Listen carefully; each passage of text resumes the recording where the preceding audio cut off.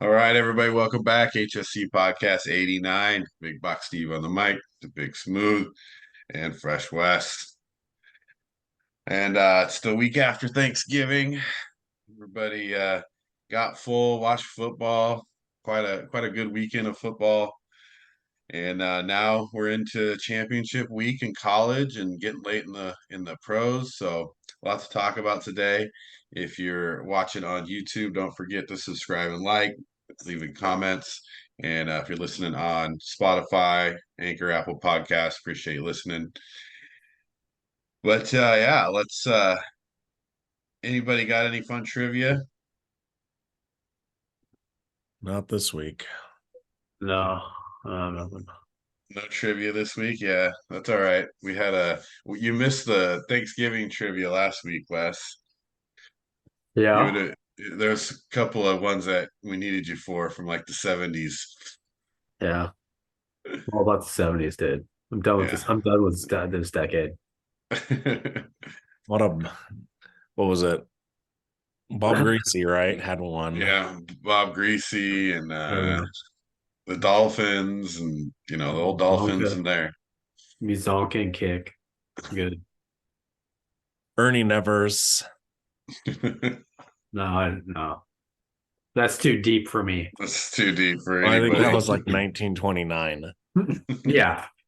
Yeah. But he had six 20s. rushing touchdowns. I think I know Still- Bronco Nagurski. That's about it. And if you play Madden at all, then you know he's got the record for most rushing touchdowns in a game. Right. And it was on Thanksgiving. Really? Yeah, that was that would have been an impossible trivia.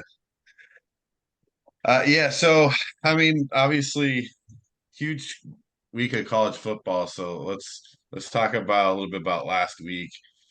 A lot of these rivalry games were a lot closer and like could have went a lot of different ways for some of these teams.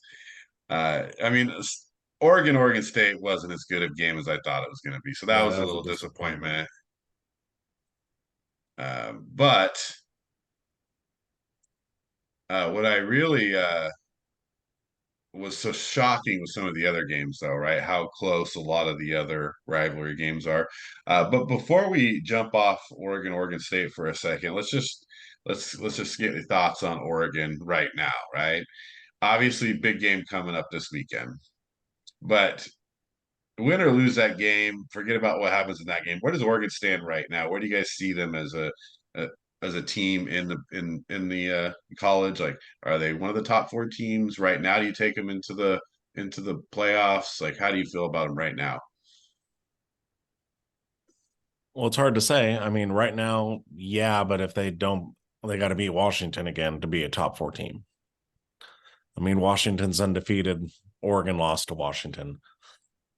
Eye test wise, yeah, Oregon's one of the top four teams, but they got a loss. So they need to prove it on the field against Washington this week. Yeah, it's a big game for sure, right? I mean, it's obviously they got to win to get in for sure. And it doesn't even necessarily mean they get in, even if they win, right? There's a lot of other things that could happen. Yeah. But looking at some of how these other teams are playing, though, and looking at these rivalry games just over the last few weeks, I mean, just watching them, they look a lot better as far as being more in control of games, not having these last minute barely winning. I mean, obviously handling their rival pretty well. So obviously this week is the most important, but really, yeah, I mean, you look at the eye test right now, they gotta be looking like one of the better teams in college football right now. Well, just think about the Ohio State lost. They're out of the top five. The only thing I would say is I would watch out for Alabama in this whole process. They beat Georgia, they're in, and then Georgia's in too. So that's going to cause somebody to fall out, and I would assume that would be Florida State at this point. But yeah, talk about the eye test. Yeah, I think Oregon's playing like probably the best right now overall. They're the hottest team in the country. But It kind of seems that way, I still look at Georgia as the class of college football just because they're just so deep.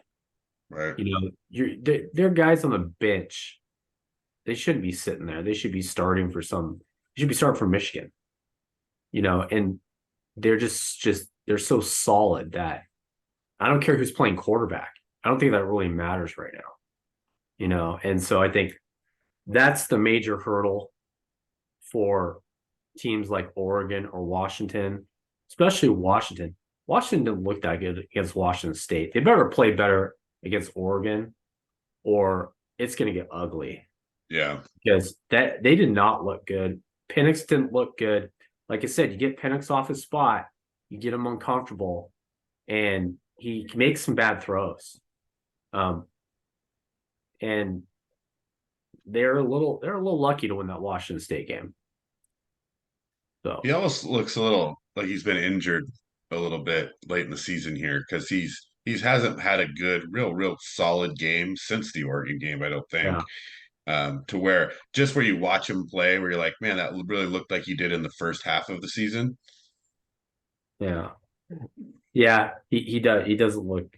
Times don't look right. But You yeah, know. they're definitely, I mean, you talk about the Washington State game.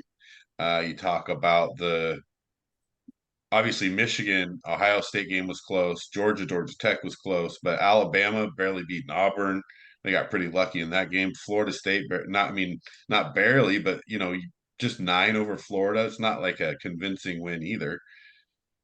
Well, they got their backup. You know, they Right. lost Travis. And you were wondering how much that would affect them. And they didn't look too good against Florida. And like I said, when it comes to the eye test, that's going to matter if you start, talking about Texas maybe being in the process now. Because what about Right. Texas? Texas I mean, yeah, beat 'cause- Alabama. So yeah, Alabama beats Georgia. And what does Texas say? Well, we beat Alabama, but it was early in right. the season, and Alabama was just not playing well at the time, and now they're playing lights out. Did you see Well, that? Did you see that in the last touchdown by that was just stupid. That was such a great play. Yeah, it was a pretty incredible throw. Yeah. And the catch. yeah, Yeah, fourth and 31. the catch Yeah. was even better, I think, to be Yeah. honest. But yeah, there's a lot of luck there. That is a Well, lot of luck. Yeah, there was. Fourth and goal from the 31. How do you let that happen, Auburn? Yeah. That's insane. You're putting 9 guys in front of the goal line, aren't you? Yeah. You're putting 9 guys. You don't really need to rush anybody. Just 9 guys. Yeah. Just create a Yeah. wall.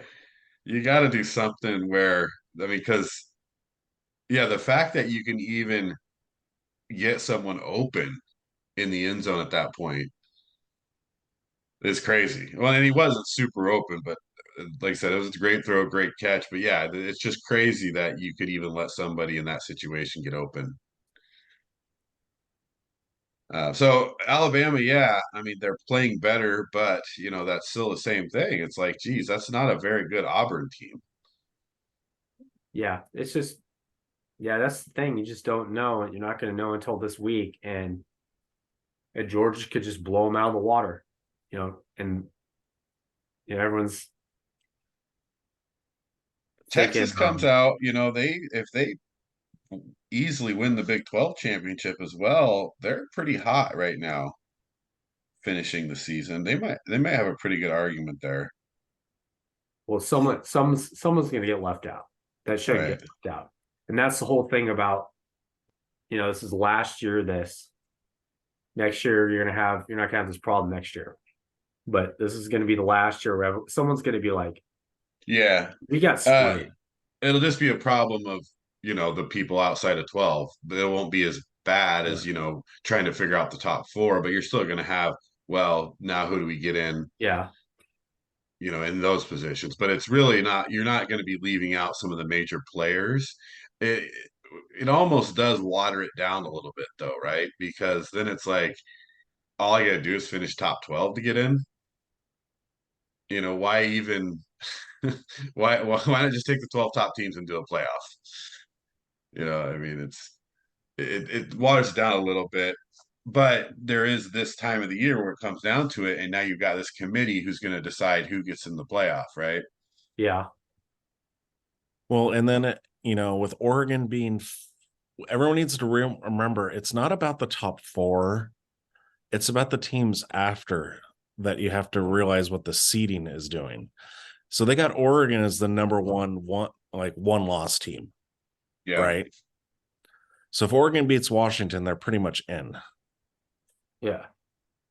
Now I didn't see, is Alabama ahead of Texas? No. Texas is ahead of Alabama. Texas is 8. Well, yeah. The problem with Alabama is, though, how does that change if they beat Georgia? Like, that's where they're ranked right now, but when they go in and they beat a number 1 Georgia, right, that boosts them up quite a bit.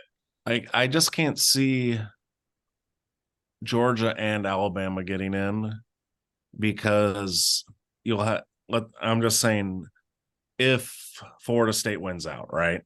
Yeah. You can't keep an undefeated ACC champion out for a well, team that lost their conference championship. It depends how they look against Louisville. It really does. That's how tight this is, because if Alabama beats Georgia, and you're saying that, and people have talked about this, they're going to have 1 loss in 30 games, right? They're going to go from 1 to 5. That's highly unlikely that's going to happen. Oh, now, if this was with a team like Texas, that's one thing.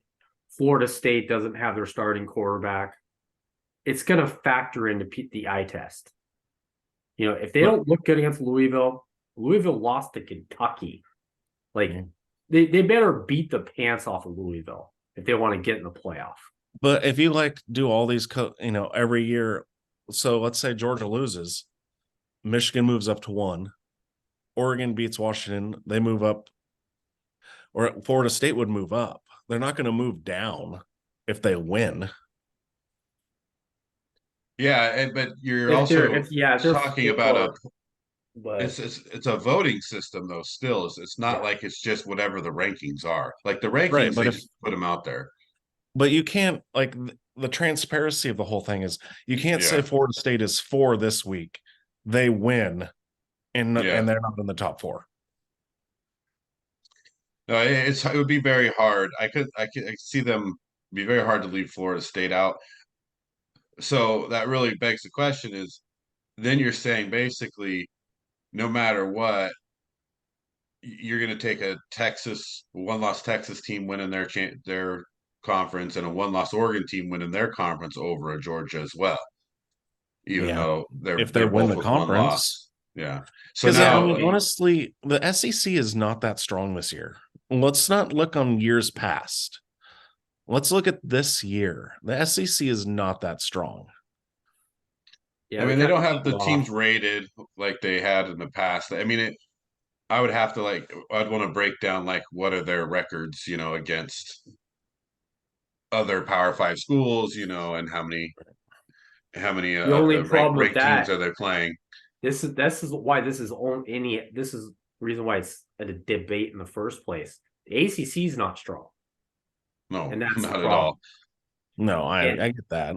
And so that could factor in too.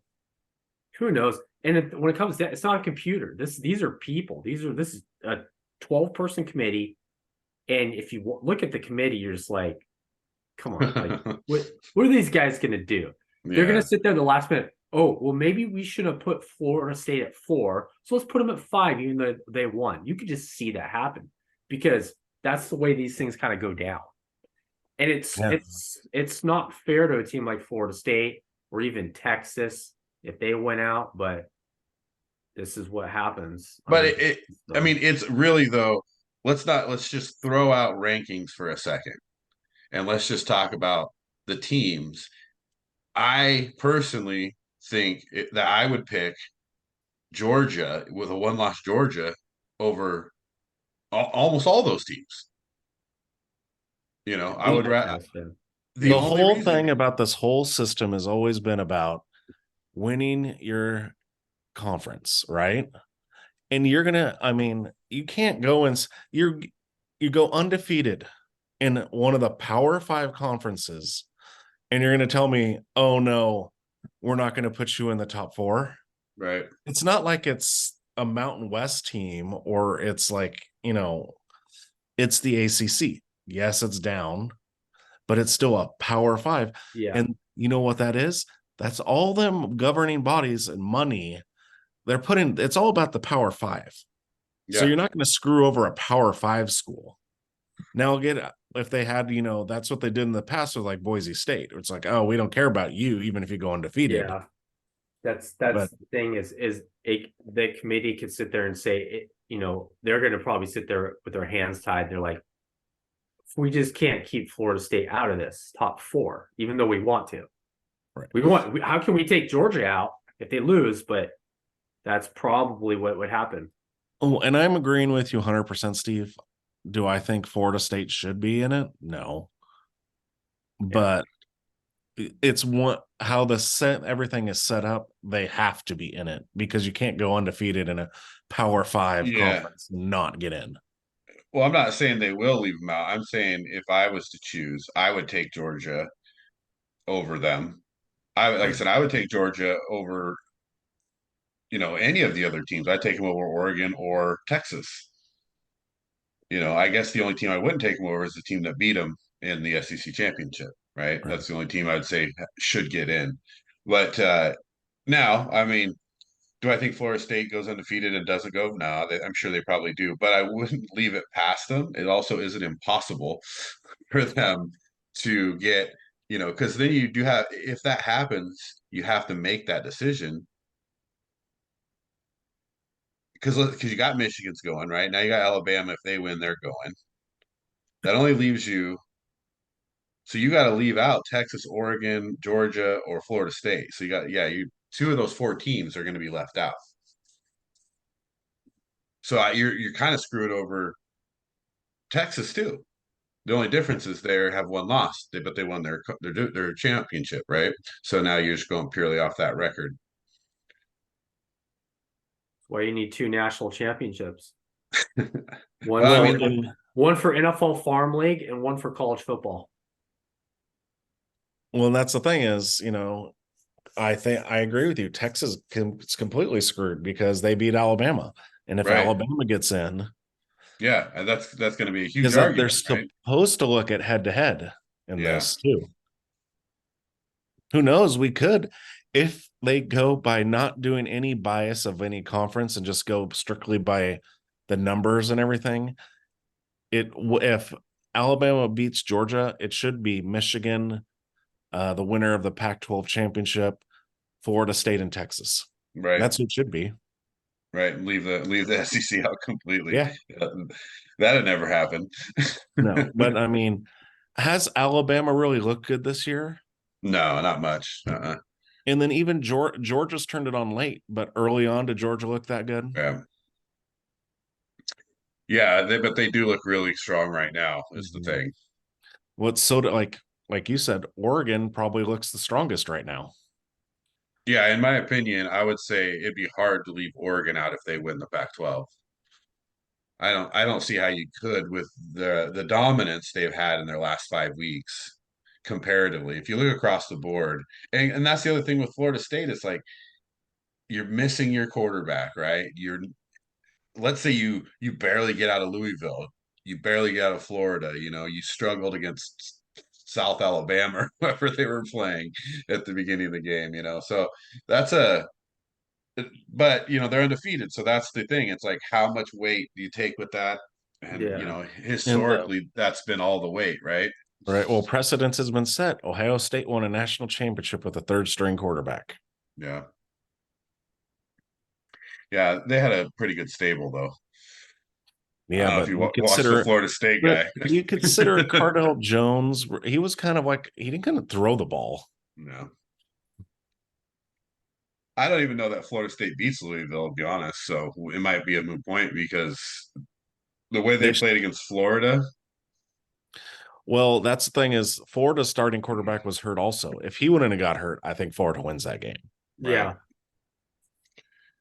And then it's what's crazy is that everybody's got Michigan as a lock, and look, Iowa's has no offense, but man, they got some defense. Iowa's sneaky good on defense, and it's Iowa. Like these Big Ten, I think it was a few years ago. I remember Iowa really challenged Ohio State because Ohio, you get out of the Michigan Ohio State game, and you're like, you think you're in the clear. Yeah, and that kind of happened to Ohio State, and they took Iowa lightly, and Iowa almost punked them and knocked them out of the whole thing. So you can't take Iowa for granted. They're going to come out and they're going to try to lock you down and make it into an ugly football game. Right. And Michigan's having a problem throwing the football right now. That's all they're doing. You know, if they just sit there and just like, we're going to key on Quorum, we're going to put so many guys in the box, we're going to stop him, and we're going to make their skill guys beat us, they could have some problems. You know, that's not a given they win that game. Right. That's what I mean. And then like the scenario I played out last week, Steve, Georgia loses, Michigan loses, Florida State loses. Yeah. Then you got a nightmare. Yeah. That'd be funny. I would laugh. Well, in my scenario, stupid Louisville didn't lose last. How do you lose the kid?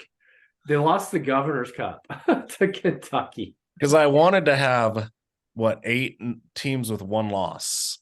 Well, here's the other thing to that is because technically, if Washington loses, but these other teams lose their conferences, what's the difference between them? They're ranked third and they're undefeated, right? They have one loss against a team they beat, right? They would have kind of the same argument that any of those teams would have. That I lost my championship game, but I'm still one loss, and I lost to the number 2 team, whatever it would be at that point, like because Oregon would jump up obviously to number 2. Is there any possible way of Ohio State getting back in the top 4? I don't think so because Michigan, everyone else is playing a game. Yeah, I think Michigan takes their spot no matter what. Well, I think if you think about it, let's say Texas loses. Oregon beats Washington, that has to happen, but Oregon replaces them at number 3. Let's say Florida State loses. Okay. Let's say Georgia beats Alabama. And I think they could fall into that 4 when you think about it. If everybody loses. But that's the thing, like Steve said. So are you going to punish Michigan for beating Ohio State and then having to play an extra game, but then still have the same record as Ohio State, but they still have one loss each? No. But then they had their head-to-head, like you said earlier. Like that's all. That's something you got to look at. Because here's the thing, dude. Even if, like you said, even if everybody that could loses, you still have that Michigan over your head where you can't get in and Michigan at the same time. Because I can't see that unless you're going to take Ohio State and Michigan. Right. So the only way everybody have to lose. Okay, no. So let's say Washington wins, right? That kicks Oregon out, and then Georgia wins, that kicks Alabama out, and then Michigan wins, and everybody else loses. Yeah. That leaves that 4th spot because now you have Texas with 2 losses, you got Alabama with 2 losses, you got Florida State with 1 loss, and you got Oregon with 2 losses. Yeah. So now you're talking, do I take a Florida State who lost their division or their conference championship, or an Ohio State who lost to the number 2 team in the country? Barely lost to them. Right. So and that is a scenario. On the road too, right? So that has to take into account. It wasn't. They're totally taking Ohio State in that scenario. I think that is a scenario where again you're really really screwing Florida State at that point because they just lost their championship game. But it again, would have to be a bloodbath. They just have to draw. Everybody have to lose though, and that could happen. You never know. I mean, that's tough. I don't think Texas is going to lose though. Right. I think Texas is going to take care of business. I think they have the easiest. But you understand, Oklahoma State's running game though could control that game. Like if they get a hold of the ball and they run well, that could be trouble for Texas. I think, yeah, they probably do have the easiest of the games, I would think. Well, 14 and a half. Well, Michigan's 23 and a half. I That's know. I was crazy. just going to say Michigan's 23 and a half. Jeez. Michigan's probably thinking to themselves, why do you even have to play this game? But the Dude. funny thing is, they could lose the game. Yeah, I know. Did you Iowa's see? defense is Did you tough. see them play Nebraska? It was ugly. It was like 13-10. Yeah. Iowa played. Someone was laughing and told me, "Have you seen the Iowa over under? The over under on an Iowa game was 27 points, Yeah. and they didn't. It was 22 points. Like they beat a team like 22-0. It's like ridiculous. Like they're not predicting Iowa will score even a touchdown. They're giving Iowa 6.5 points is what they say that they're predicting they'll score in some of these odds. So you're basically saying Iowa's going to come out and get 2 field goals. So if they win the game, they have to hold Michigan to a field goal. no. Yeah, the over under is 35 and a half. So they're saying Michigan's going to win like 30-6. Yeah. Yeah, that's exactly. Yeah. So like you said, they're not giving Iowa a touchdown. It's pretty crazy. If that, but the thing is, if they didn't have Blake Corum, yes, I would be a little concerned. But if Blake Corum, dude, that dude's ridiculous. Yeah. I mean, that dude's had a career, and God, he just balls, you know. Yeah, and he stuck around for a reason, you know. Like I think he stuck around because he wanted to win a championship, and the closer they get to it, the better he plays, and the more physical he gets running the ball. Yeah. But I mean, Iowa's defense is tough. Yeah, Alabama, Georgia. Of course, it's Alabama, right? You never want to play Alabama, I don't think, but I don't see them beating Georgia. Texas, tough game, but the way they're playing right now, they're going to put up too many points for Oklahoma State to keep up. And then Oregon, in my opinion, is playing better than Washington right now and probably win that game pretty handily. Well, Texas game's at 9 a.m. Jeez, that's early. Yo, aren't they playing in Arlington? So that's 11 there. Yeah, because they got to do it. There's so many of these games. They gotta play one of them at 9. Dude, it's gonna be a ridiculous weekend of football. Well, this is stupid. Oregon Washington's Friday night. Yeah, that's all Friday night. Okay, and then you got game. ACC and Big Ten on at the same time. Same time, right? That's pretty annoying. It is because they don't really like the ACC, so they do you know. Right. Well, why don't you move the Tulane game back? Yeah. Come on, it's Tulane. Put that on Sunday. Yeah.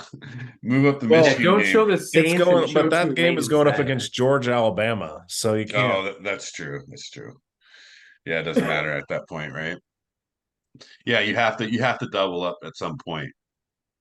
So you might as well double up Florida State, Louisville, because you want to see the Texas game. It's got to be the early game.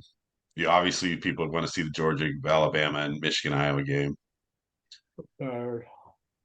So that's you're right. It's going to be one heck of a weekend. So culmination of college football coming to a head here. Let's just throw out our predictions. Don't need scores. Oregon, Washington. Who you guys got? Oregon. Wes? Yeah, I got Oregon. I'll go with Oregon too. Oklahoma State, Texas. Texas. Georgia, Alabama. Georgia. Yeah. Georgia. Michigan, Iowa. Michigan. I think everybody's going to hold serve. Yeah. Then Florida State, Louisville.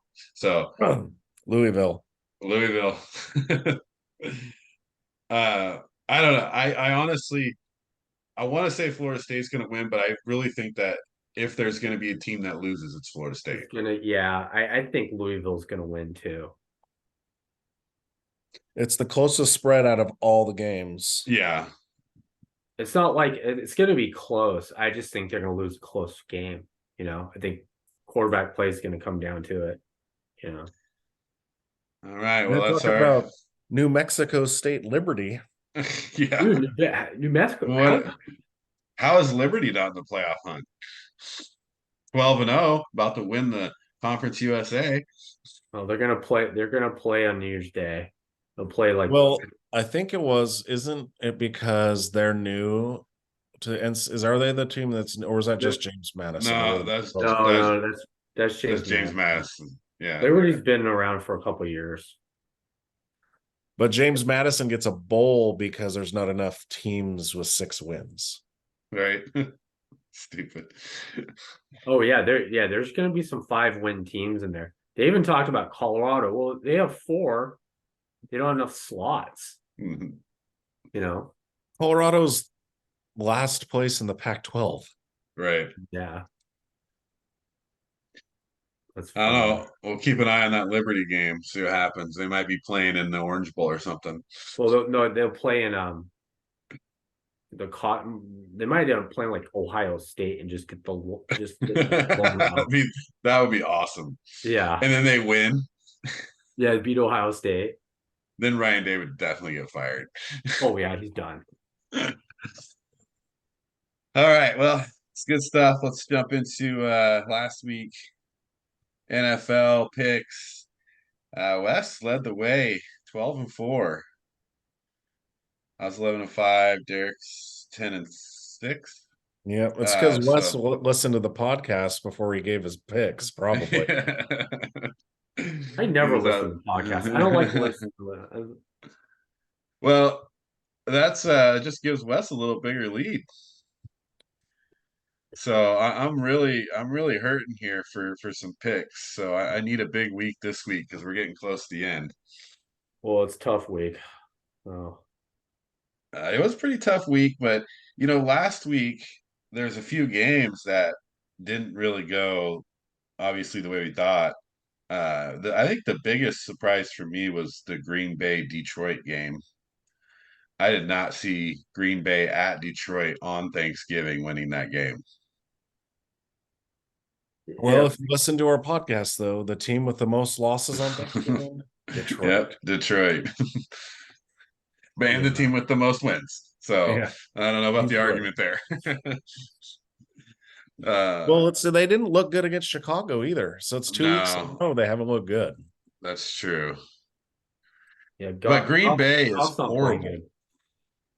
Well, I mean, Green Bay's got some pieces, and that's the thing. They're starting to put together the pieces, and Jordan Love's playing decent. And they do have some weapons.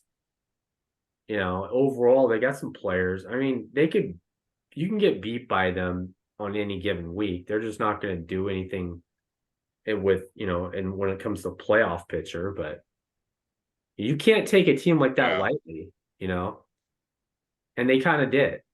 Yeah. But the stats are just really weird, but yeah, I see what you're saying. There wasn't a lot of turnovers, they're just defensively. I don't think the Lions, created any turnovers. They didn't really stop them when they needed to. I guess there were some fumbles. But yeah, some turnovers. Yeah, they kept fumbling the ball. There's quite a few fumbles, but Goff threw for 332. Couple almost 100-yard receivers. So it's just a weird game. So that was a surprise. What else here?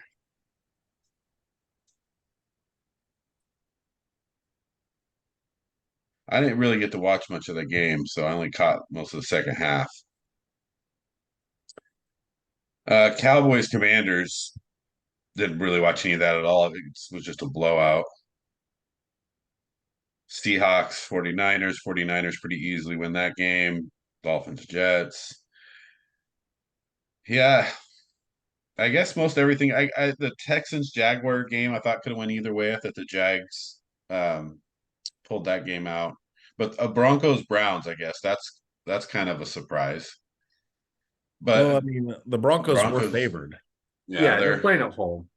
And the Browns were just not right at the quarterback position. I mean, yeah. it's just not, you got a rookie playing, and that's just not going to go well, especially playing a team that's playing as good as the Broncos on both Well, I sides of say, the ball. is that like is this a thing now? Do we have to like erase our memory of the early season Broncos at this point? You have to. And remember, this is a weird year because scoring's down. It's not just down, it's historically down. Those games, like watching some of those games, I mean, even watching the Monday night game, I'm like, what am I watching here? It's It's pretty horrible. 6-3 in the third quarter. And there were games like that. You got quarterbacks can't even throw for 200 yards, and winning because someone has to win because they're not scoring points. And so when that happens, it's like the 1970s, like watching some of the old seasons. A team could fall on their face in the first 3 games, 4 games, and they make the playoffs. Yeah. I mean, they look like a terrible team, like Denver's looked against, teams like the Dolphins, where they're just blown out of the building. And they kind of wrote the ship, and it's the NFL. Like there's a lot of parity this year. I still look at their schedule and I still don't see more than maybe 3 wins the rest of the way. Yeah. Yeah, it's not the looking. year's probably over. I mean, yeah, it's not super tough. But all their games that are against good teams are on the road. Yeah, it's really how they play. I mean, because they got 2 games coming up against the Chargers. Right. And we'll see what happens with Staley. Well, that's what I mean. It kind of I think the Broncos season can be determined by how well they play the Chargers, because that's 2 big games for them, right? Yeah. Dude, Staley, it's amazing that Staley that's doesn't big. get fired like this last week. I mean, isn't he the most annoying coach to listen to at a press conference? And you know what he reminds me of? Like, now, because Josh McDaniels is gone. Yeah, that's I don't know what's a close second there, but yeah, they're both bad. But it's not like listening to the mad scientist, dude. I love his press conferences. Oh yeah, Dude, you're just Mike he's McDaniel's putting awesome. out cryptic messages, and it's hilarious. And people like trying to figure it out, right? Because he's like the smartest guy in the room, Yeah. and he just likes to mess with reporters. Yeah. That's what my gambit here is: give me Dan Campbell and McDaniel press conferences all the time. Yeah, Just, right. They're totally different press conferences, but they're awesome.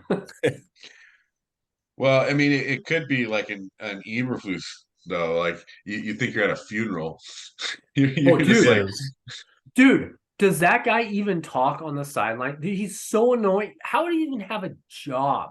I know. Like watching that game, he just stands there. I'm like, do you even talk to your players? Like, what is it? Are you getting orders from someone like above you? Like, hey, just do what we say and just stand there. Like, yeah, he is gone. He's already gone. He's got to be, right? No, they're gonna keep him. No, they're not. Oh gosh. No. I didn't watch the game because I saw how great it was going, but I was on the X, and it was so funny because like Mina Kimes posted, she's like, so how many screens am I going to see in this game? Oh my God. And it's killing me because I got DJ Moore. I'm down by like 13 points, and I'm like, stop throwing the screens. You're not going to get me the win here. This is ridiculous. Yeah, you because got they you knew it pulled was it out. coming too. They're up on the line, and let's throw a screen. Well, their plan, was just a blitz. Obviously, that's what the Vikings have been doing all year, and so they were making them throw short, but they weren't making the screen was not the call. The thing was run those little angle routes. quick hike, get your tight end on an angle or a Texas route from your running back, something like that, because that was open all day. And if they would have just kept doing that, they'd been fine. But what they did was like, oh, we're going to throw these quick screens and these jet screens and things like that. And it's just like that's just not working. Well, yeah, because most of the time when you're blitzing, most of the time you can do elaborate stuff, but you're in man coverage. So Right. screens don't work in man coverage because Yeah. someone is like, I'm going to be on that guy. Right. Especially He should have been just fired wide for receiver that. screens. That's really dumb when it's man He coverage. should have been fired for that, for even allowing that. Like, I would have been yelling at the OC, like, what? Well, I think Steve was yelling because he thought he had this fantasy football win, and then Justin Oh, Fields dude, fumbles twice. Oh, And then he's like, I think then you were losing, and then he came Right. back. Yeah, I was like, dude, this is crazy. Like I was like, if I lose this after he fumbled twice, yeah, that was a and crazy and the finish. first fumble was idiotic, and it was all on him. He gets the ball, and his first reaction, he thinks he's a running back. I'm going to do an off tackle. Oh, there's a seam there, and there wasn't, and he fumbled the ball. Yeah. And it was all on him. Yeah. Well, I mean, stupid. yeah, the second fumble I thought was actually worse because you got to cover up the ball. Like if you're going to run, right? Yeah. And when you're getting into the second level, those guys can hit, And so you safeties, linebackers in that area, you got to cover the ball, and he's just running straight up and down, Yeah. And it's like you can't run like It that. was like he dropped the ball, But yeah, he got hit in the right spot. The end of the game, fourth quarter, defenses are going to try and get the ball. Yeah. There, it's more because at that point too, it was, they were in field goal range to, take the lead, right? So when he fumbled, that's what they were doing because they're like, oh gosh, we got to get the ball. Yeah. And then the Vikings did absolutely nothing on offense and gave it right back. And then the Bears be the first team this year to win a game without scoring a touchdown. So bad, dude. It was pretty awful to watch. And it was Eberflus's first win against an NFC North team. That's what's crazy. Okay, so you're a coach and you haven't won a game in your division since you got hired. And you have like the worst record that the franchise has ever seen from a coach. You probably, I mean, I haven't looked it up, but he probably has the worst record of any coach in the last 2 years, I'd imagine, since the Texans got rid of their coach. Nobody to compete with there, right? Yeah. So you have the worst coach on all fronts here.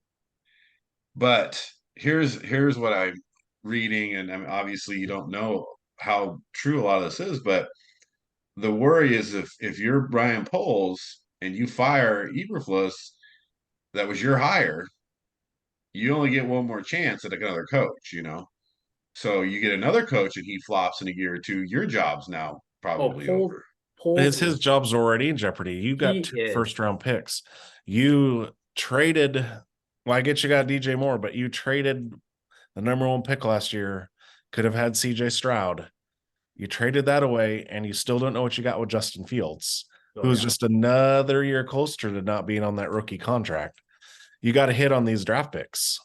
He does. And they got some major decisions to make because people are talking about it all morning about whether it's you go get the first pick, you get Caleb, or you stick it out with Fields.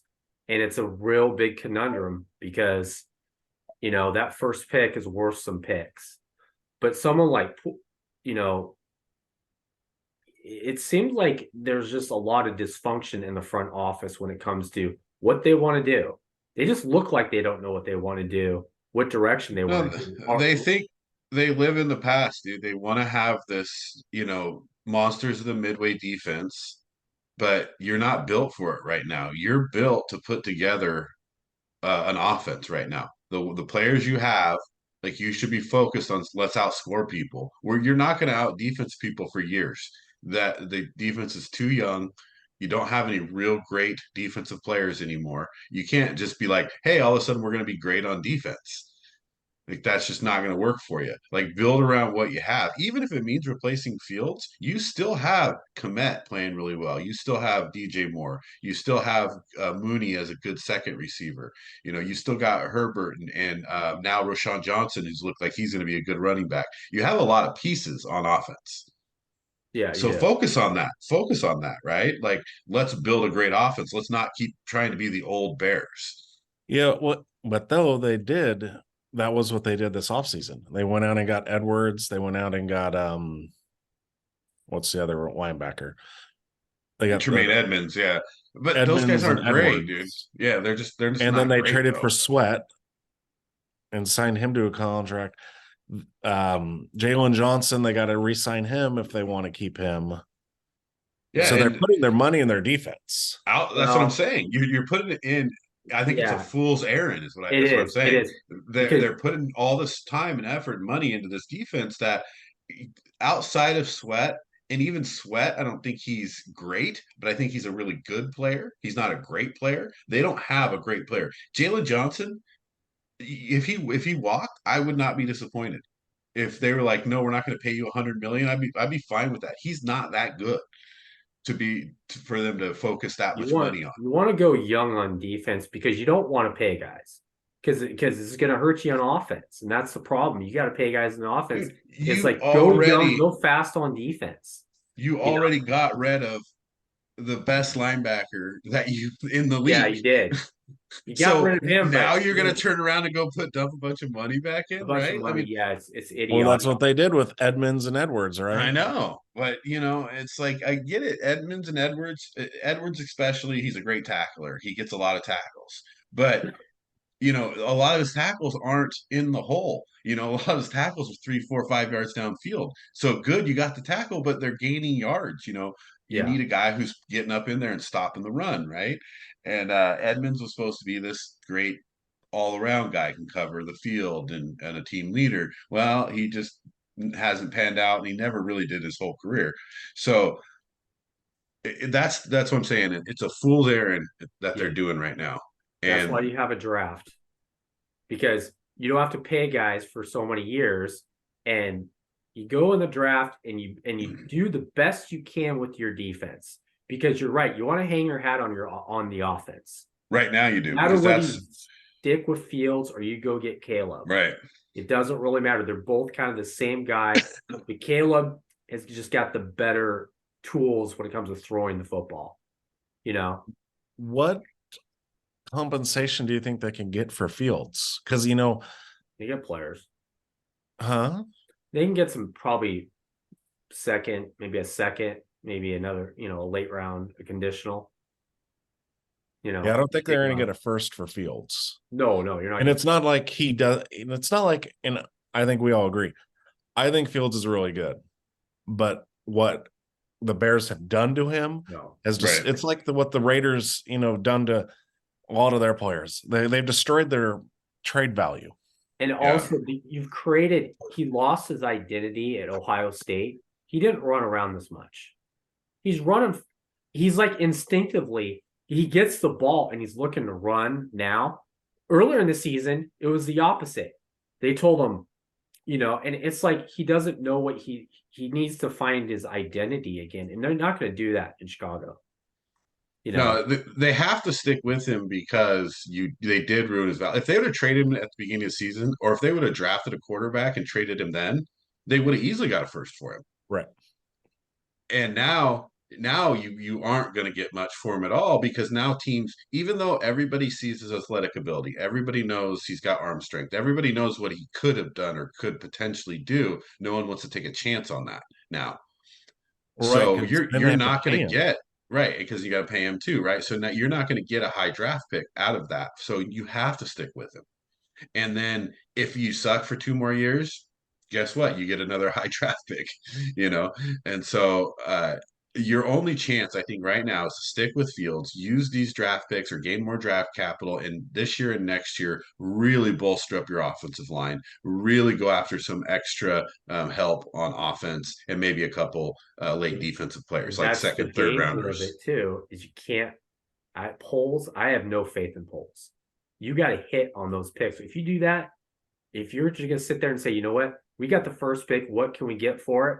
Okay, we got this. You better not miss on those picks. Look, you If you're can't done, miss. Foles is You done. can't miss on Marvin Harrison Jr.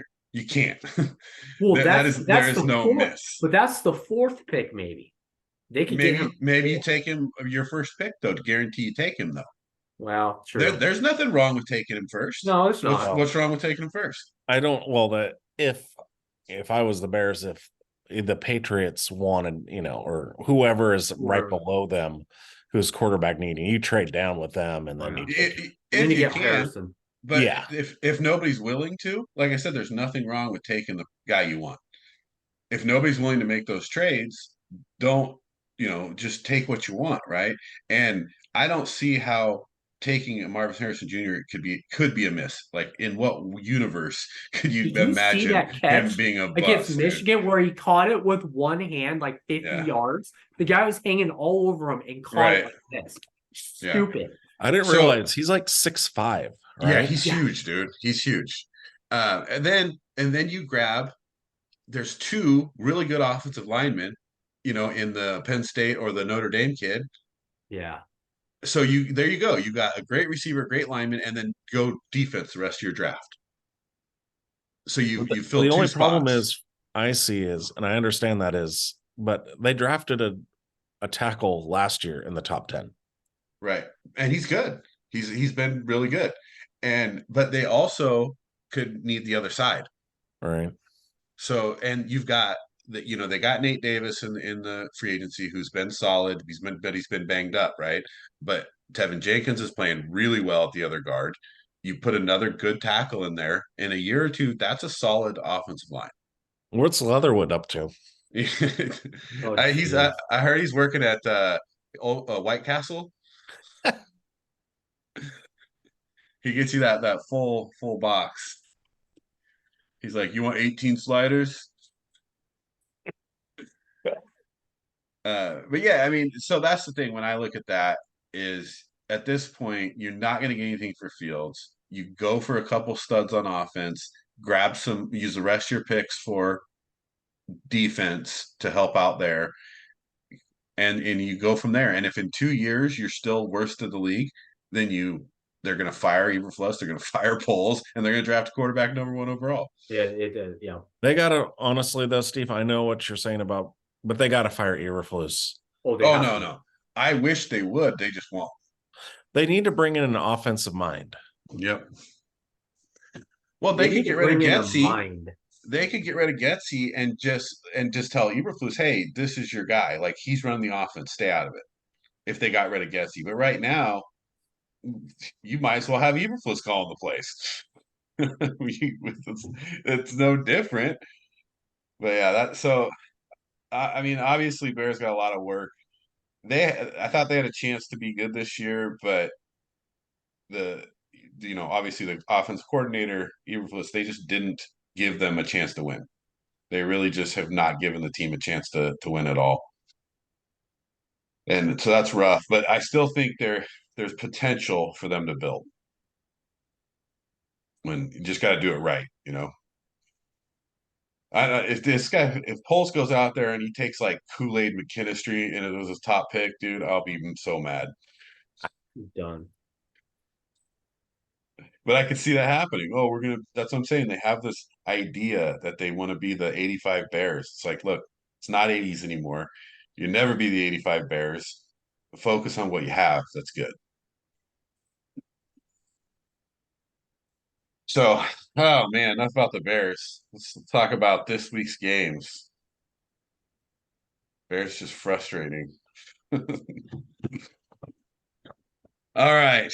Well, here's something that's nice. We both have buys, right? Oh yeah, that's right. Raiders are on a bye. Bears are on a bye. There's a lot of buys this week. It's only 13 games. So kind of a short week. harder for me to gain some ground here. I think I'm like 7 games back now. Most of these games are actually was easy to pick too. Well, yeah, I guess Thursday night, Seahawks Cowboys.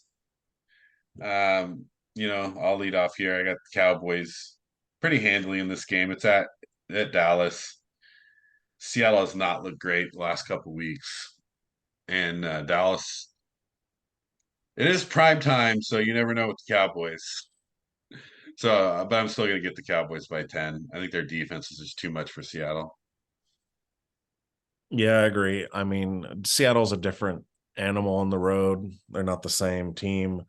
And the Cowboys defense has just been pulling lights out. And Geno's kind of come back down to earth.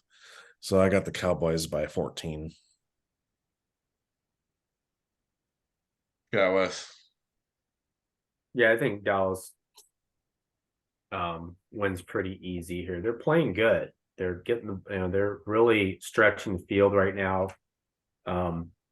Dak's playing well, I gotta admit. But I think it's his receivers are playing well.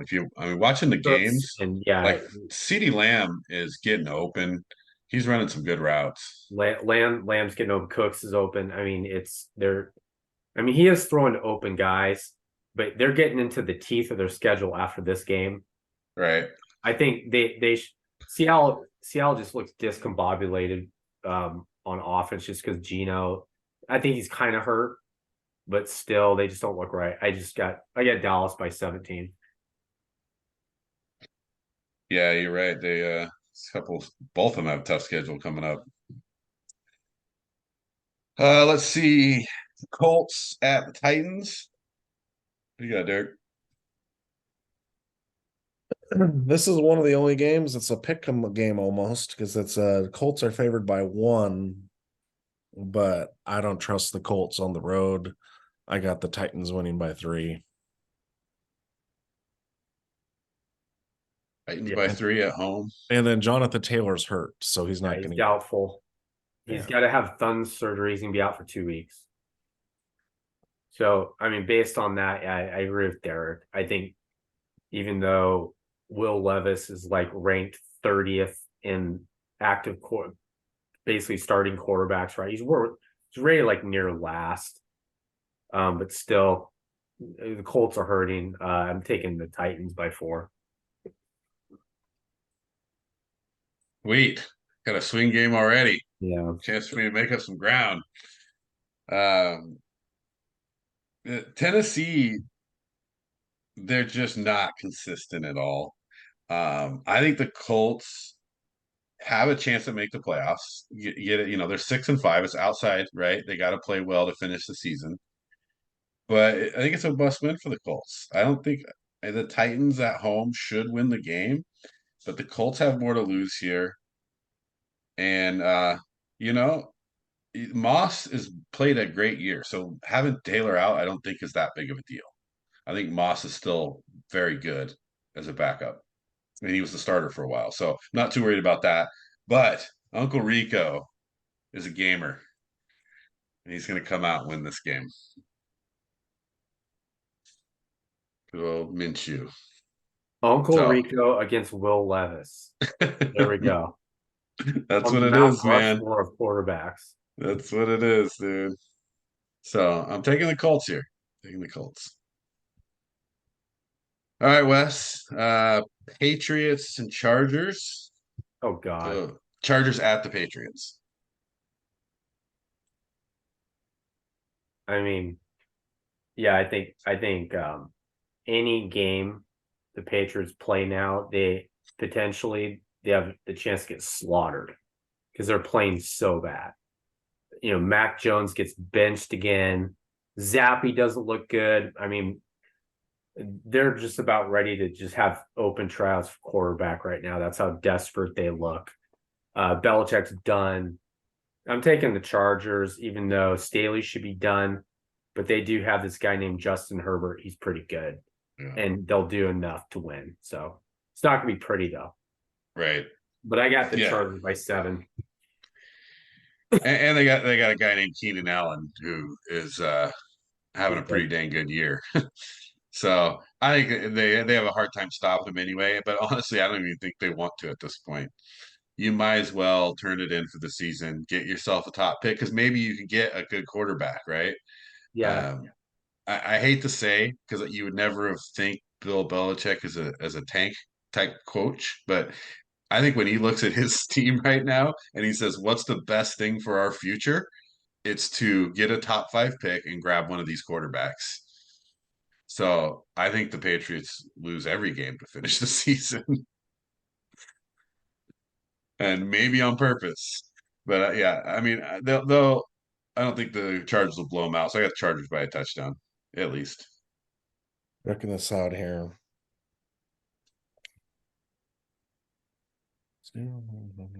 Yeah, probably will lose all their rest of their games. Yeah. It's so hard because they're both dumpster fires.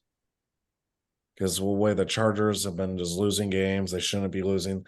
That's the thing. It's like the Chargers been doing this for like 10 years. Their team, every year, everyone's like, this team's going to compete and go to the Super Bowl. And then every year they underachieve completely. And that's why it's so hard because on paper, yeah, Chargers easily. But who knows with the Chargers? Right. But I got to take the Chargers here because you can't trust the Patriots at all. But I think it's going to be weirdly close. And I say the Chargers don't cover and they win by 3. Yeah, that's tough. Well, because it is in New England, right? It's going to be cold. And Chargers, obviously, they're not a cold weather team. So you can't, yeah, I cannot see the Patriots winning this game. But maybe they will. Maybe they'll fool us all.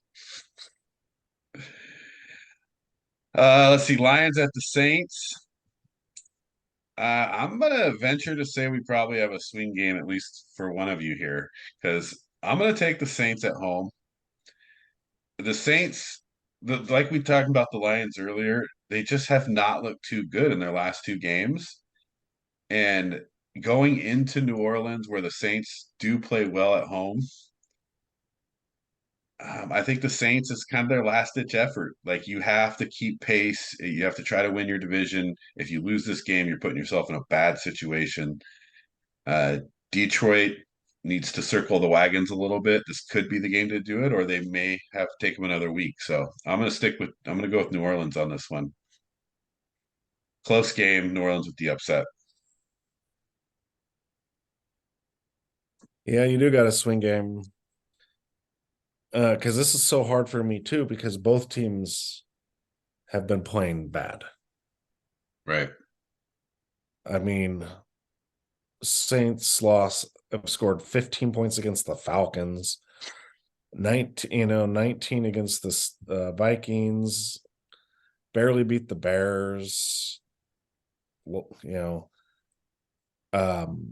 Derek Carr does not look good at all. But yeah, and that's why the Lions have to right the ship, and this is where Dan Campbell shows he's a good head coach and motivates his team and gets them back on. So I got the Lions by 7. What do you got, Wes? Yeah, I got the Lions too. I think they're gonna get New Orleans is gonna get a heavy dose of Montgomery and Gibbs in this game. I think they're gonna get back to the running game or getting Gibbs the ball in space. And I think they're gonna hurt the Saints. Saints might be down Olave. He's in concussion protocol. You don't know if he's gonna play. And Carr looks bad. I mean, can't even throw a touchdown pass. I just don't understand what they're doing on offense there. They shouldn't be that bad, but they are. I just think Detroit, they'll find a way to win the game. But I got Detroit by 5. All right, let's go Saints. Need this one. It's the Aints now. They're back to the Aints. Thanks to Derek Carr. I mean, you got to get the ball to Kamara more, right? Yeah, they do have this guy named Kamara. I mean, I know he's not Kamara like 4 years ago, but he's still Kamara. It's Right. still better than most teams' options in the NFL, and he's not getting the ball enough. No, he's not. Stupid. It's idiotic. So, I mean, maybe with now Thomas hurt and Olave concussion protocol, you have no choice, right? Miller's hurt. Like you can't depend on Miller. Shahid's hurt. He's hurt. Yeah, they're accumulating some. I think you're gonna get a lot of Taysom Hill. Well, you know what? I mean, figure it out. They do. I mean, I know he's a Swiss Army knife. I get it, but figure it out. He could be a valuable weapon. They need anything. You know, he can make some plays. Figure it out. That's what you're getting paid to do as a coach. You're getting paid millions to figure it out. You got weapons like Hill and Kamara, and you can't figure it out. You score 15 points against the Falcons? Are you kidding me? You know, the Falcons are they on bye? No, they're not. Yeah. Well, the Falcons apparently they can't figure it out either, so they're not throwing the ball to their guys either. Yeah. So, speaking of the Falcons, we got Falcons and Jets. What do you got, Derek? Oh God. Interestingly, Falcons are favored by 2.5 on the road. But the only way for the Jets to win games is for the opposing team's offense to make mistakes. And that's what the Falcons do, is they make mistakes. I got the Jets winning by 3. I just think their defense is so good that and Arthur Smith's gonna be like, no, I'm not gonna give it to my good guys. So I see a lot of interceptions or fumbles by the Falcons, and the Jets end up winning. Yeah. What you got, Wes? Yeah, I get it. I gotta agree with Derek because the Jets defense, I mean, Atlanta's gonna go back with Ritter, which I mean, I think they're gonna come after Ritter and make him make mistakes and turn the ball over. On offense, I drew a blank because either I want to forget who their quarterback is now after watching the Miami game. I watched like 10 minutes of the Miami game. I was like, who the hell is this guy? What's his name? Tim Boyle. Tim Boyle, Tim Boyle from dude, does anybody know where he's from? Like New Hampshire or something like that. New Hampshire. Dude. I don't even know where I don't understand where these guys come from. Do they Did get you off see a his spaceship stats? or something? Like Tim Boyle all of a sudden is playing for the New York Jets. So let's find out. Let's find out. Eastern Kentucky. Yeah, he was at UConn, then Eastern Kentucky. But have you seen his college stats? No, I never. It's Eastern. I mean, I'm sure they're good. It's Eastern Kentucky. They're not good. Oh, they're not. That's even better. I see his stats this year, and they're not good. As for his career, he has 12 touchdowns, 26 interceptions in college. How is this guy starting quarterback for the Jets? Yeah, at UConn, he had one touchdown and 13 interceptions in his 3 years at UConn. And then his 1 year at Eastern Kentucky, 11 touchdowns, 13 interceptions. This is hideous. He made it in the NFL. How is he even on a football field? This guy's not carrying water. Dude, he's 30 almost, so he's been around. I think it's because only reason he's on the Jets is because of Aaron Rodgers. I heard Aaron Rodgers likes him. That's the reason, which is hideous. He's spent 2 years with the Packers. His first 2 years in the league. Is he his dark room buddy? Is that what this is? I mean, do they go in the dark room together? I mean, it's hideous. His career NFL stats are 4 touchdowns to 11 interceptions. Right. Yeah. I was just looking at that. And if I had to choose between him and Desmond Ridder, I guess I would choose him because honestly, I've hardly seen him play. I've seen Ridder play. I've seen enough of Ridder. Like Ridder is the second coming of Mac Jones. Yeah. But just weirder. He's just I don't understand it. Yeah, I'm It's like, taking why the don't you just Jets put by Trevor a 5. Siemian in? Right. Yeah, I don't understand that. So who are you taking, Wes? I'm taking the Jets by The default. Jets? Because they have a great defense. That's it. They Right. might even score more than the offense in this game. Because I have no confidence in what they're doing at the quarterback position. Well, now I want to switch, but I can't. I gotta stay with the Jets. Oh man. Um, yeah, outside, well, their offensive line isn't great either, but they have some good skill position players on offense.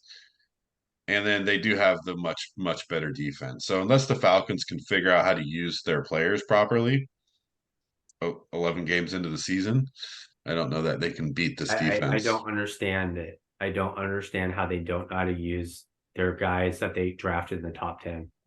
It's wild. Why'd you draft in the top 10? It's absolutely wild. Oh man. Okay, so we all got the Jets, huh? See, West Cardinals at the Steelers. I got to go with the Steelers. Steelers are playing at home. Playing better on offense now. Cody Pickett is still not the guy to me, but he's good enough. They're running the ball. I think they keep the ball and they keep it into they need to run the ball more as you get towards the end of the season because their defense is playing lights out and they need to control the ball and prevent Cody Pickett from making mistakes. So I'm taking Pittsburgh by 10. Yeah, he still hasn't earned his name back. No. Keep calling. So he used to stay Cody for a while. I mean, I gotta pick the Steelers here because even though the Cardinals have gotten healthier, they don't look any better than when Dobbs was playing for them. To be honest with you, and when Connor was down and they were just scrapping. Yeah, and they want to lock in that second pick too. So this could be Yeah, take bowl 4. it could be. I think they and the Steelers, obviously Pickett isn't the greatest quarterback, but their defense is solid. They're 7-4. I don't see them losing this game unless something happens late in the game. But they're talking about Cody Pickett's rating in the first 3 quarters of the game, and it's really bad. And then Tomlin's like, "Yeah, but what about his fourth quarter rating? That's what he is. He's a gamer." I was like, "Dude, get out of here." So still taking the Steelers though. It's like swingers, they're rooting for really Rooting for him. Cody Kenny Pickett. You got these claws, man. You got to start using them.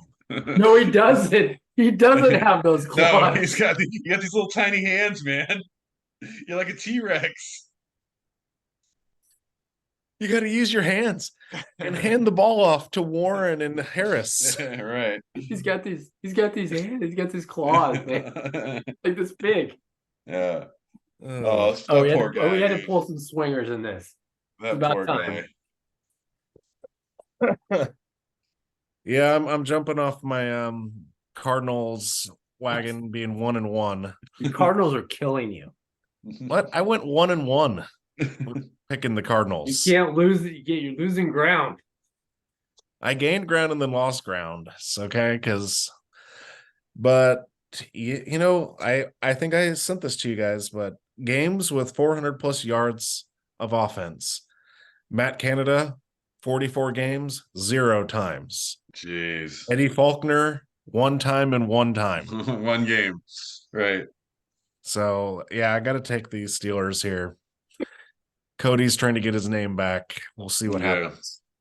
Well, he ain't getting it. The Steelers are going to win with defense and a good running game. That's how they're going to win. Ends up better than Mark Malone, then he can get his name back for me. If he's better than Mark Malone, Pittsburgh Steelers quarterback in like 1984, after Terry Bradshaw, like succeeding Terry Bradshaw, Mark Malone, he gets his name. You mean back. Mark Malone, who Pittsburgh, who had in their own backyard Dan Marino and decided to take Mark Malone over Dan Marino? You mean that guy? Mark Malone? Dude. No. Yeah, that's tough. Burn.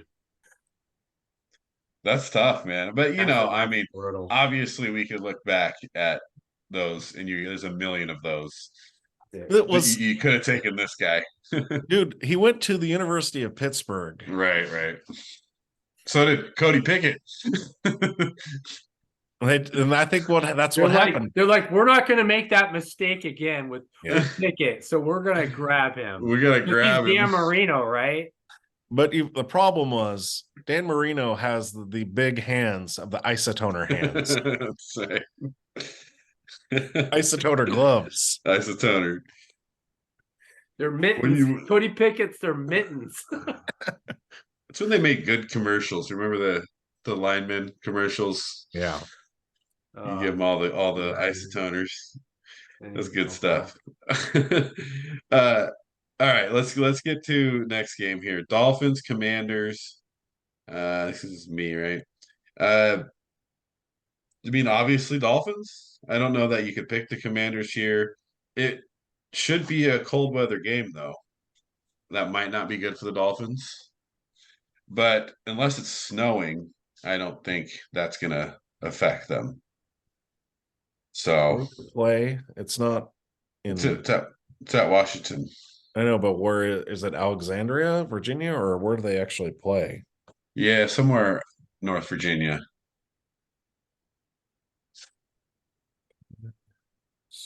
So, but I mean, like I said, it's going to be cold, like temperature wise. Right. So that's not good for Miami, but I don't know that it matters. So the Commanders just don't look that good. I think the Dolphins probably win by 2 touchdowns here. Oh, Landover, Maryland. Okay. Yeah. That's all right in that same area, DC area, right? Yeah, it gets cold.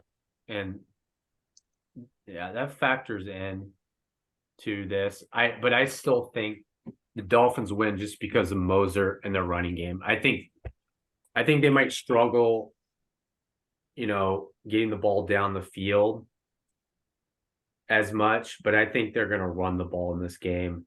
And who's leading the league, though, in passing yards? Sam Howell. Yeah, watch out. I mean, Sam Howell is leading the NFL in technically passing. Oh, man. That just tells you about the year this year.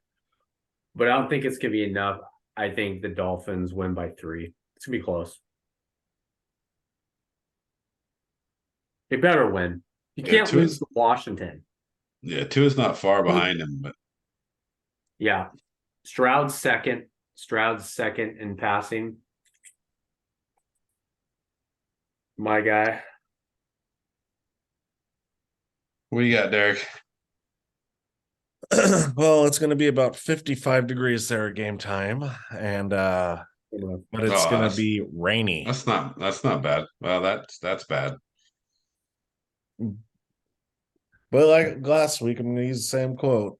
The Commanders, they are who we thought they were when they got rid of Sweat and Young. So their defense is not good now. They fired Jack Del Rio. They used him as a scapegoat. Ron Rivera, dude, you're gone too at the end of this season. Right. I think the Dolphins boat race them. And I think they win by 21. And they pick Howell off like 4 times.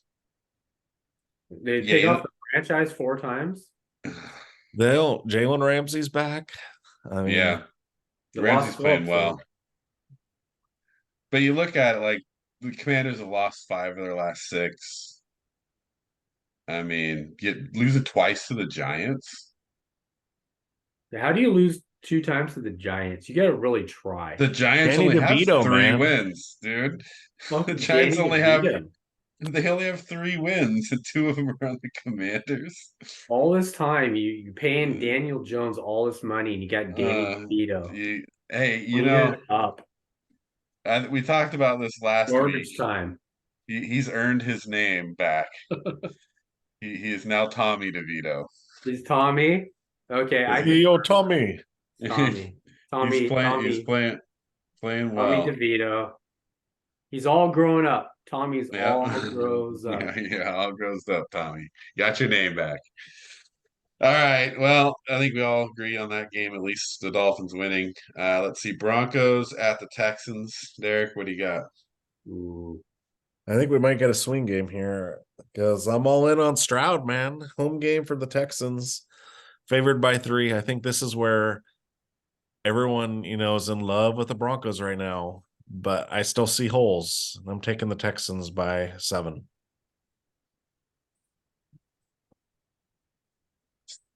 Tough one, Wes. It is a tough What one because you gonna the do? Broncos are playing solid on both sides of the ball.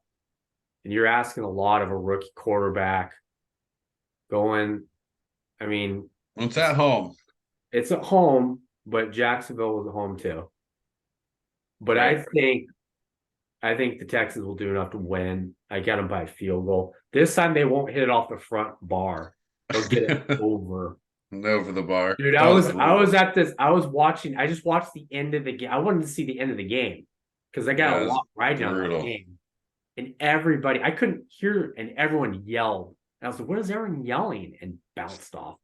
Well, what's sad is the dude was a replay. He wasn't even. He was like a practice squad kicker and whatever. Right. Never even kicked anything close to that, and he was that close. He was. I know, dude. Can you imagine?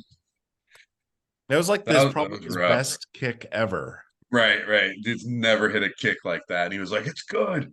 And then it hits the front bar. He's been telling stories for years after he's out of the league here in about a couple weeks. Oh, all right. This one time.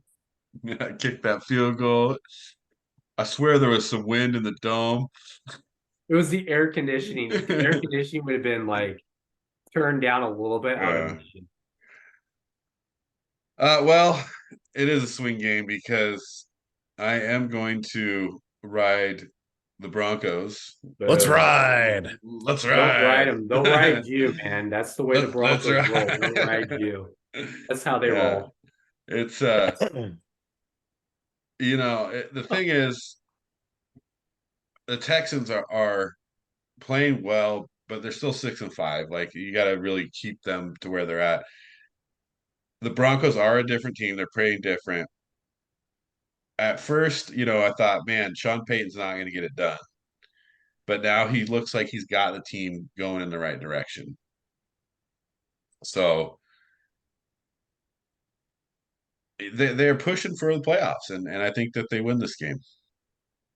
I think their defense does enough to help them out.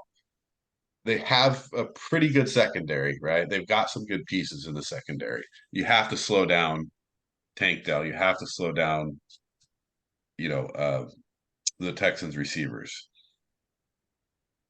Well, I think they heavily focus on Tank Dell. They're going to say, you know what? We'll take him away at all costs. Well, you just put Surtain on him, and that's a wrap. Well, then what you going to do with – everyone talks about Tank Dell, but Nico Collins is their best receiver. Nico's killing it. He'll have a big game. Well, even Brown is playing well, too. Yeah, he's been hurt late in the last few games. Yeah, so they don't look bad. I mean, they look good.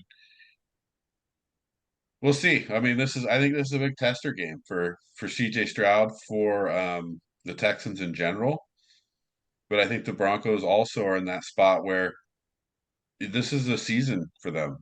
They actually don't have that tough of a schedule to finish when you look at the Broncos schedule. You got the Chargers twice, which I said, if you win those games, because you got the Patriots and the Raiders and the Lions, right? So if they win this game, let's say the Lions is a loss for them. That gives them 6 losses, but then they could easily beat the Chargers twice and the Raiders and the Patriots. So They they haven't could beat the finish. Raiders in 5 years. Well, they're in And new I don't. Broncos. And even if they beat the Raiders, they're not going to. They could split with the Chargers. I won't say they're going to sweep the Chargers. Right. Chargers, you never know. I'm just saying, on paper, they could go 11-6.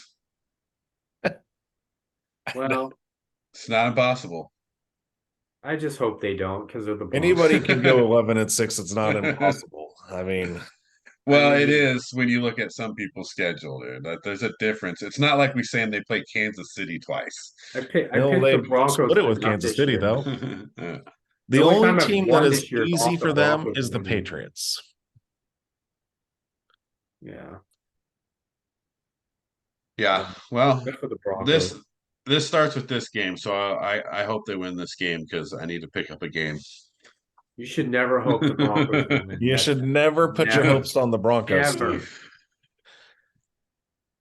We'll see what happens. Go Texans. Oilers. Go Oilers. All right, let's see. Wes, Panthers at Bucks. This is a game of the week. Oh God. That's good. That's a barn burner right there. I'm going Tampa Bay just because Carolina they're just free falling. Bad.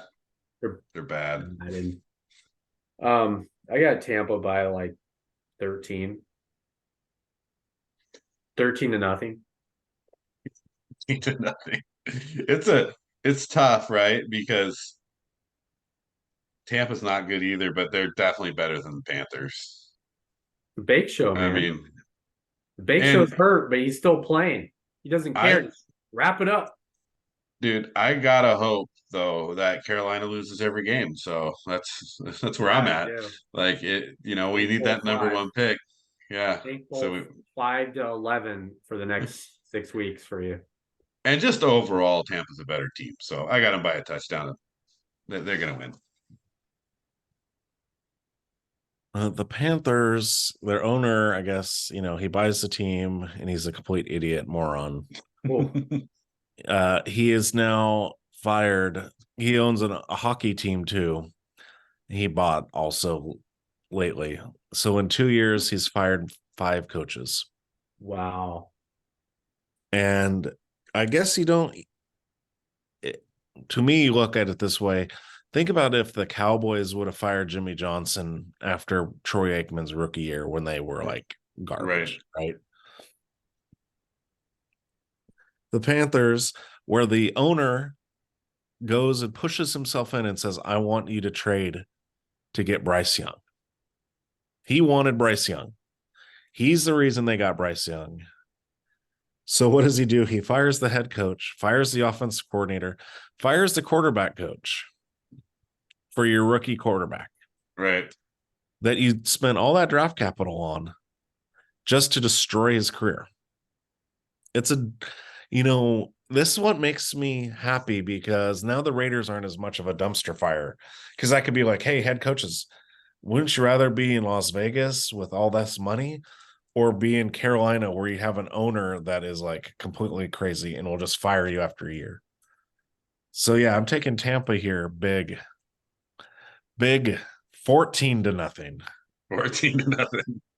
Not just 13. 14. Well, the thing is Carolina is going to run the ball a little bit more because they're realizing what they don't have in Bryce Young.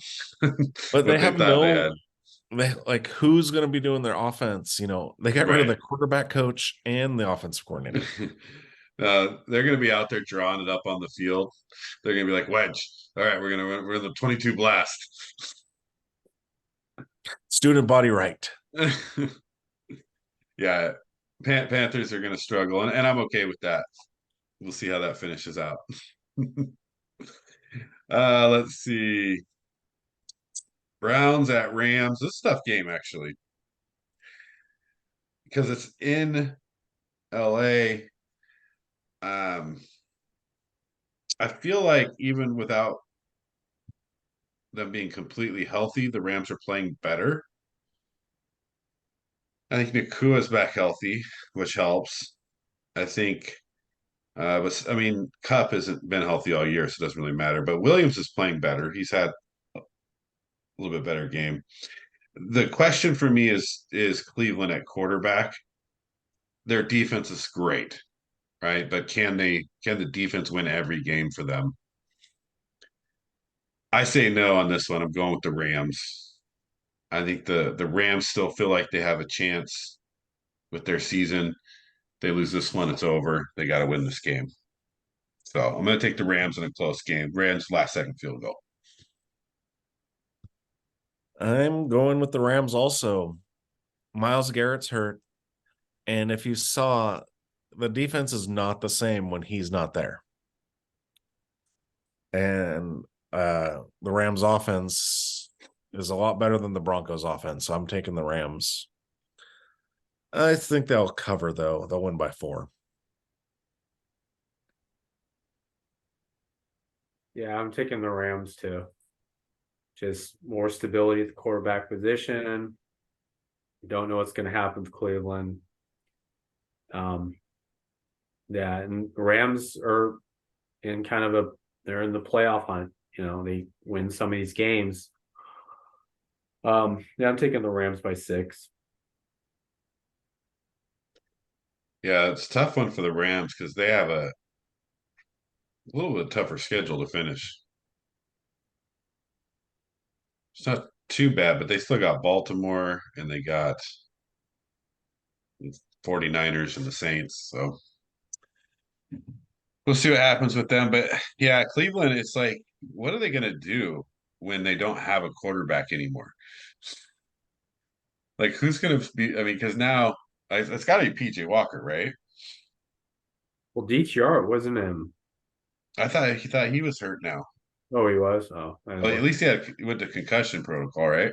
Oh, I didn't see that.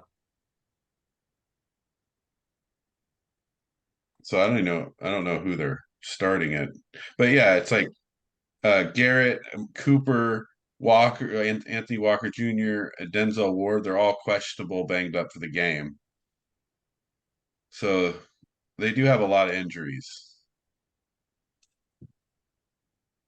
So we'll see what happens there. That was probably the hardest game, I think, for me to pick. I think I went back and forth on that one the most. Let's see. 49ers at Eagles. Here we go. Let's go. Who is it, Derek? Yep. Yeah, 49ers at Eagles. This is a tough one because I don't understand. It's like we were talking about Georgia, Alabama, or Georgia. How are I get the San 49ers Francisco the good. favorite Yeah, but how are they a favorite on the on the road road against a 10-1 team? that has proven to beat good teams now? Right. I mean, It's they pretty beat the Bills, mind-boggling. they beat the Chiefs, they beat the Cow. I'm sorry, I got to continue going with the Eagles. I got the Eagles here winning by 3. It's tough. I mean, like, how do you favor them, right? How do you favor the 49ers on the road against team went With to the Super Bowl last year, and that's 10-1. And I mean, no offense, Purdy is playing pretty decent, but he's not Jalen Hurts, right? And I mean, Hurts has been through all the big games. He's been to the Super Bowl where if things would have gone right, he should have won MVP because he had an amazing game. Right. And it's the 2 best teams in the NFC. And you could even say the 2 best teams in the NFL right now, like all like offense and defense. Pretty close for sure. Yeah. I wouldn't argue that. I mean, I could make a case for that for sure. What do you think, Wes? I'm gonna go with the Eagles. Um, I just think they do enough. You know, they're two different styles right now. It seems like Philadelphia is just playing on the edge every game, but they find a way to win, and I think Jalen Hurts just does what he has to when he has to. It's different than San Francisco. Everything's so precise with San Francisco, and I think Philadelphia is just going to get them out of their comfort zone, and they'll find a way to win. I got the Eagles by 4. This is make it or break it for me, man, this week. Either I'm back in it or I'm so Yeah. far out of it that I ain't catching back up because I'm taking the 49ers here. And I get it. Like I was looking at all that same stuff, but I think it's a more important game for the 49ers than the Eagles. It's a statement game for them. They lost Purdy in the NFC Championship last year. They're salty about that. They believe they should have went to the Super Bowl. They're going to come out and they're going to play real hard this game. Where the Eagles are just going to play normal. It's just another game in the season for them. And I think the 49ers come out with a little bit of an edge. They're healthy right now, which makes them dangerous. When they stay completely healthy, 49ers are not a team that you want to play. So I'm gonna go with 49ers here on a swing game. Need it.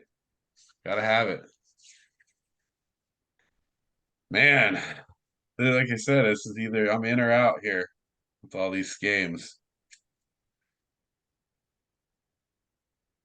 Chiefs at Packers. You got Wes. Rematch of Super Bowl 1. There we go. Bart Starr, Right, and Max McGee, Len Lenny Dawson. Dawson, Hanks. Except it's Jordan Love against Patrick Mahomes. Yeah. Yeah, I'll take the Chiefs. Even though the Packers are playing better, I think it's gonna be a close game. Yeah, it's in But Green Bay. yeah, it's in Green Bay. I think the Chiefs kind of found some offense when it comes to getting to their receivers. They might have found something. I got the Chiefs by 6. Yeah, I think Rasheed Rice Mm. is new favorite target of Mahomes, and that's not a bad target to be your favorite target because he's playing really well. And if Kelsey can get his mind straight and get back in the game, I don't see how the Packers could beat them because their Why defense is is his good mind enough. not in the game? Dude, he's a Swiftie. He's full on Swiftie now. Dude, pretty soon he's not even playing football anymore. They're gonna be like, "Hey Patrick, or hey Travis, you coming to training camp?" He's like, "No, I'm going on tour." So ridiculous. But yeah, it's the Chiefs are still dangerous, and the Packers they're up and down. They're not consistent. So I got to take the Chiefs here, even on the road, to cover by 10. Yeah, I agree. There's not much to say about this. Chiefs are better. That's all I got to say about that. Yeah. Yeah, it's tough.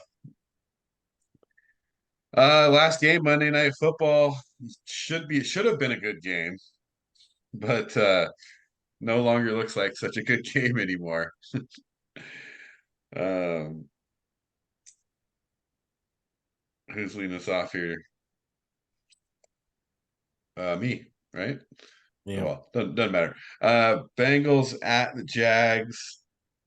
I mean, I don't know if you watched any of the Bengals game last week, but it looked really bad against the Steelers. Browning didn't look too bad early. Yeah, but I mean, just over the whole game, watching him play.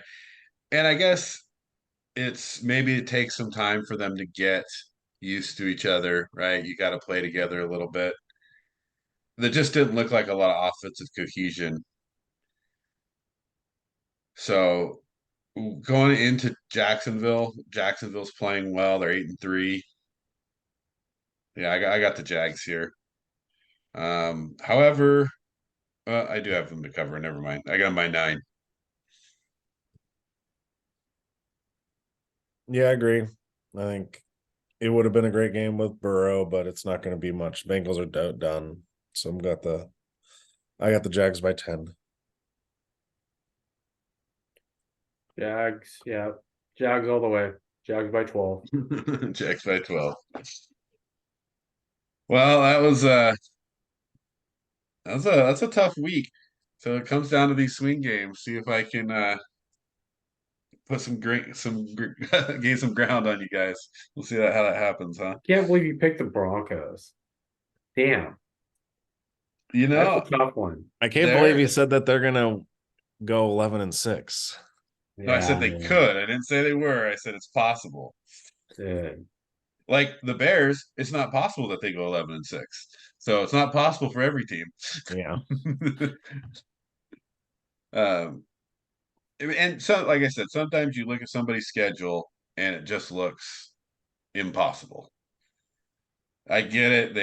They haven't done well against the Raiders historically, and they got to beat the Chargers twice, but the Chargers don't look that great right now. I think they have a harder time beating the Raiders than they do the Chargers twice. I think they're more likely to lose the Raiders than they are to the Chargers twice, to be honest with you. Because the Chargers don't, I mean, wait, if the Chargers come out and play horrible against New England, you really got to consider firing the coach, right? Like at some point, I'd be scared of the Chargers because then he'd probably be good. Yeah, bringing in an interim. They'll put probably Kellen Moore at head coach. Right. Well, let's wrap it up with just check in on the fantasy league here. Because this is it, right? 2 weeks left of the regular season. Man, I barely pulled out a win there.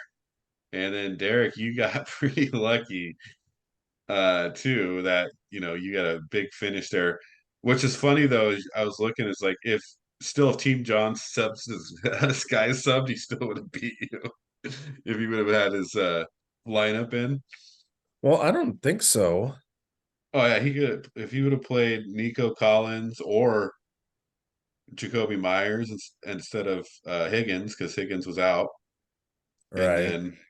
And then his back end Njoku, he would have had another 30 points. But that's hindsight. Would you have started, you know what I mean, Cortland Sutton, or you don't know who you would have started there? Because I could have been like, oh, I could have put Gabe Davis in instead of Puka Nacua. Yeah. But I mean, either way, he's got to sub somebody, right? Yeah. I mean, I was just the second highest scorer. Oh yeah, you scored a lot of points. Josh scored the most. No, Team Knight scored the most, then Josh, and then me, then Wes, then you, and then Wes. Yeah, yeah. I mean, Big Mike still scored 130 as well. Man, that was a dog fight. I was like, DJ Moore, you better not screw. It was at 132. I was like, you better not fumble DJ Moore. Like. And then Steve, just in time. I think you got Big Mike last week. Oh, I know. And Justin Jefferson's back. Right. He's gonna be at full strength. Dude, I would have lost if Justin Jefferson played. I was like, thank God he didn't play. Right. This is the awesome one. We got Team John against Big Mike. Well, yeah. With Big Mike having 2 people on buys and Team John having 2 people on buys with Goddard probably still not playing. Well, this is the time we want to be playing them when they're down 3 guys. But well, I looked, because I'm trying to calculate right how to sneak in. And Team John has a tough schedule. He might lose the next 3 and be at 6 losses. Are there 3 weeks left?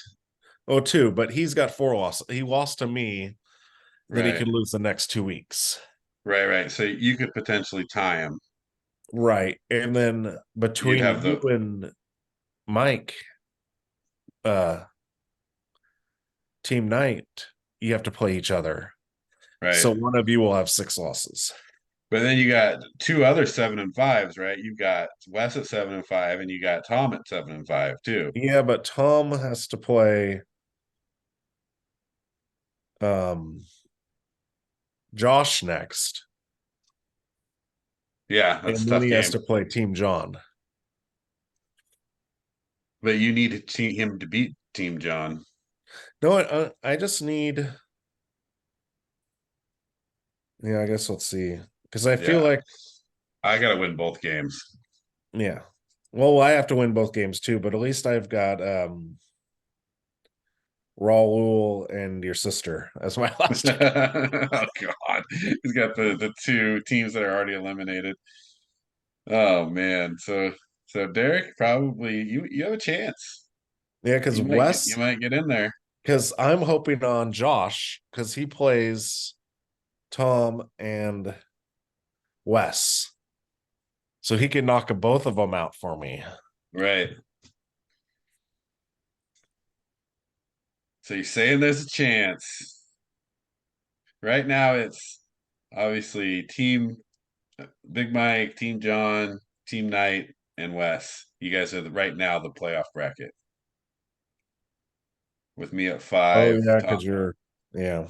Tom at 6, Derek at 7. So last 2 weeks, we'll see how this plays out, man. If I don't make the playoffs, I'm gonna be so mad. Well, I mean, I'm looking at it besides Josh, which I feel so bad for him. He's our leading scorer. Right. If I get into any tie, I'm kind of okay right now. Yeah, because you're up to 414.71. Man, it's gonna be tough, man. We'll see how this finishes out. Like to have all the injuries and to lose all those players and then lose all those games.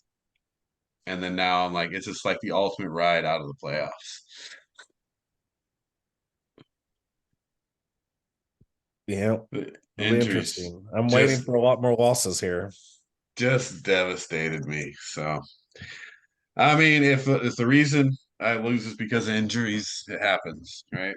Nothing you could do. We just can't let Big Mike win or I Team. know. I have a feeling with Justin Jefferson coming back that it's gonna be bad. Oh man. And then the bye weeks are pretty much over after this week, right? It's like one of the Right. last bye weeks. So we'll see. All right, well, we'll wrap it up there. Keep you guys in the loop on the HSC Podcast Fantasy Football. And next year's champion. Man, if one of us doesn't win here soon, we're gonna have a problem. First 2 years with the ring, and neither of us will have one. So one of Yeah. us has got to get in. It might be up to you, Wes. Wes is asleep. I'm like meditating. He's meditating. All right, everybody. Well, thanks for listening. Don't forget to subscribe and like if you listening on podcast, Spotify, Apple Podcasts, or Anchor. Thanks for listening. Any comments? Let us know. Big week here. Championship, NCAA, college football. Man, when you look at the games and then you look at like the what it all means for who's going to make the playoff, I think this is one of the better championship weeks I've seen in a while Yeah. with so much meaning and where games could actually go both ways and like who's going to win and what it means and the outcome of each game. It's one of the better finishes to championship week that I've seen in a while, in my opinion. I hope for utter chaos. That's what I'm hoping for. Utter chaos. Uh, I mean, I'd love to see Oregon get in. Um, I don't want Alabama to get in. I don't know. I just don't like Alabama. Otherwise, I don't really have that many favorites in these. So we'll see what happens. Thanks for listening, everybody. See you next time.